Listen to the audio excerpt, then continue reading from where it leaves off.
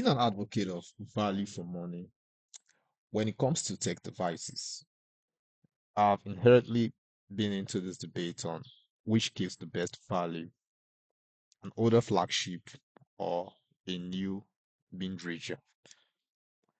So many tech experts argue that getting an older flagship gives you a better value for money than getting a new mid-range device.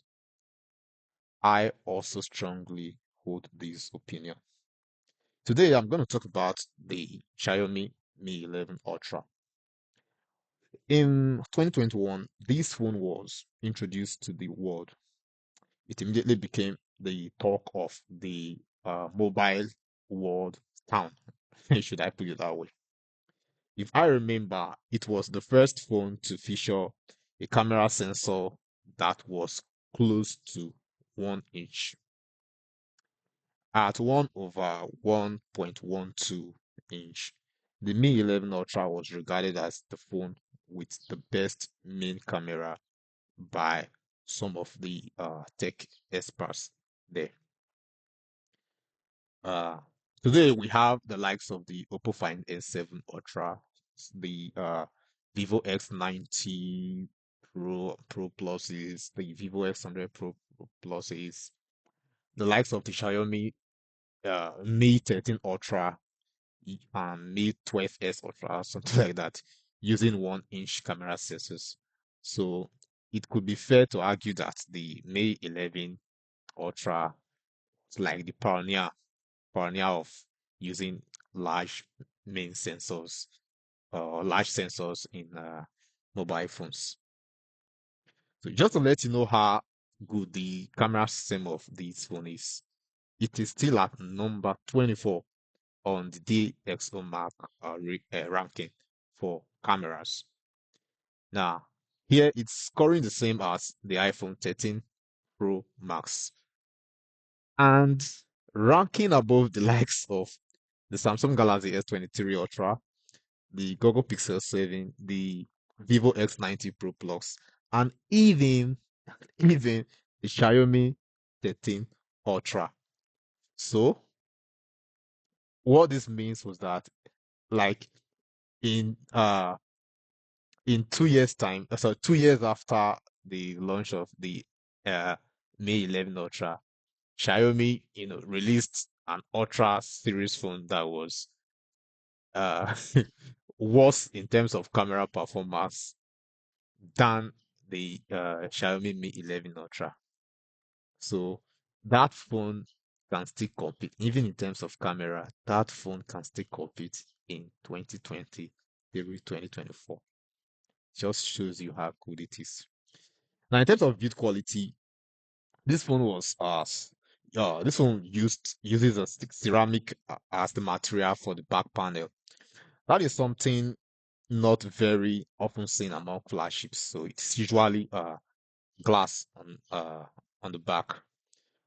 The downside here is that it adds to the weight of the phone. But wait a moment, isn't heft part of what makes a phone a flagship?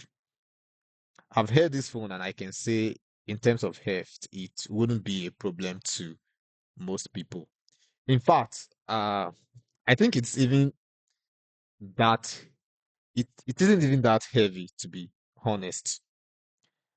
The display is like 1700 nits. Now, just for comparison, my main phone is the Honor 90. My main primary phone is the Honor 90. I got it during the towards the end of 2020 theory. Now, Honor 90 is regarded as a mid-ranger with a flagship display. Its brightness is around 1600 nits.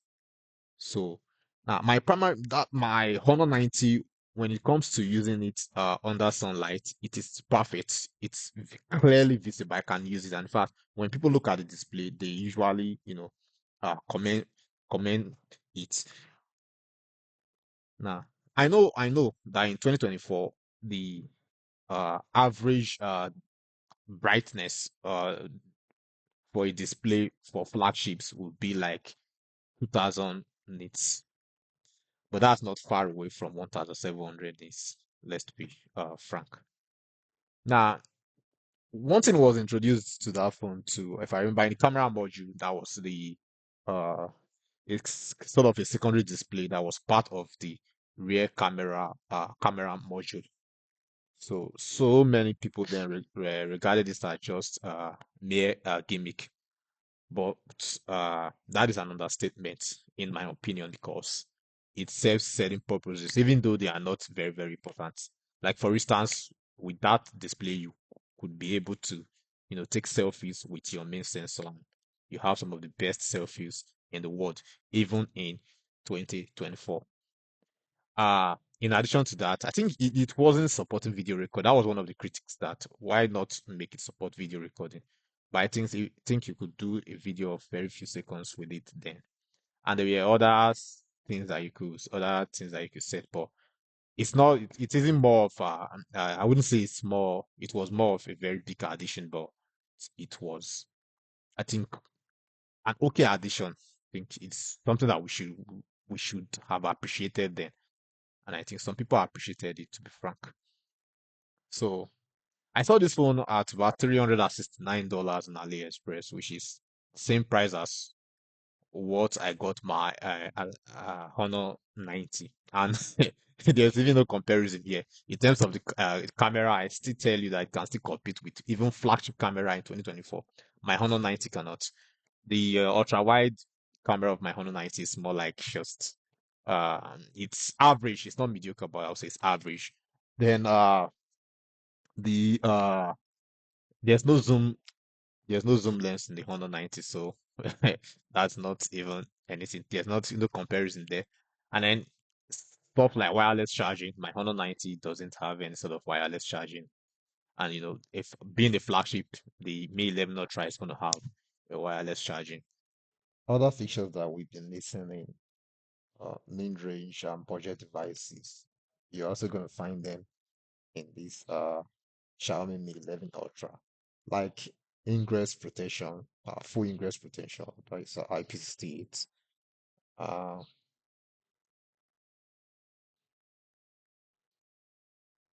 a dedicated zoom lens, not cropped in zoom that you find in mid-range devices,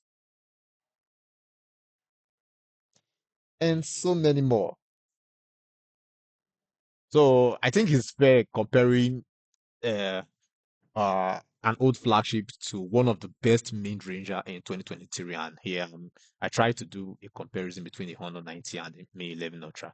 At the price that I saw this thing on AliExpress, if I had seen it then, I wouldn't have got for the Honor 90. I would have gone for the Mi 11 Ultra because I've held that phone before, and I can tell you everything sense, everything smells, everything feels flagship and quality. The Honor 90 doesn't even have, I think, a Gorilla Glass display protection on the front, while the Mi 11 Ultra has a Corning Gorilla Glass 5 display protection. So there's no comparison there. To be frank, if you're gonna go for a flagship, I would recommend you go for the Mi 11 Ultra. Now, at this price, it is definitely the best in this category. Which category am I talking about? The category of old flagship.